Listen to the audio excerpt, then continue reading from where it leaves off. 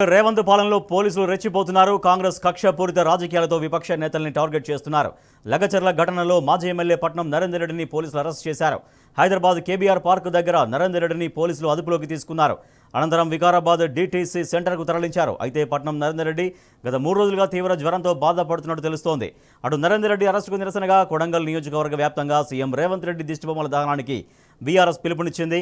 అటు పోలీసులు అరెస్ట్ చేసిన నరేందర్ రెడ్డితో బీఆర్ఎస్ వర్కింగ్ ప్రెసిడెంట్ కేటీఆర్ ఫోన్లో మాట్లాడారు. అక్రమ అరెస్టులపై ఆందోళన చెందకుండా ధైర్యంగా ఉండాలన్నారు. అనంతరం నరేందర్ రెడ్డి సతీమణి శృతితో కేటీఆర్ ఫోన్లో మాట్లాడారు.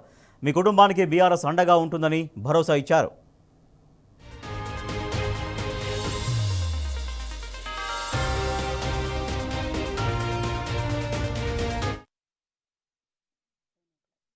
నేను ముందు వెళ్ళాను. 10 మినిట్స్ తర్వాత సార్ వచ్చారు.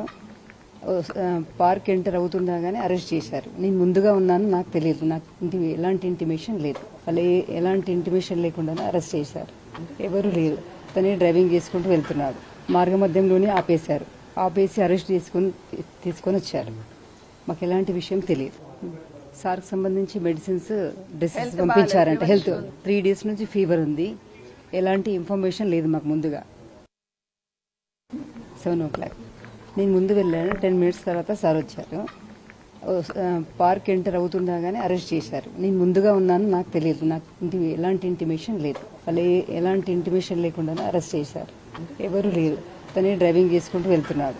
మార్గ మధ్యంలోనే ఆపేశారు. ఆపేసి అరెస్ట్ తీసుకొని వచ్చారు. మాకు ఎలాంటి విషయం తెలియదు. సార్కి సంబంధించి మెడిసిన్స్, డ్రెస్సెస్ పంపించారంట. హెల్త్ 3 డేస్ నుంచి ఫీవర్ ఉంది. ఎలాంటి ఇన్ఫర్మేషన్ లేదు మాకు ముందుగా. 7 o'clock నేను ముందు వెళ్ళాను. 10 మినిట్స్ తర్వాత సార్ వచ్చారు.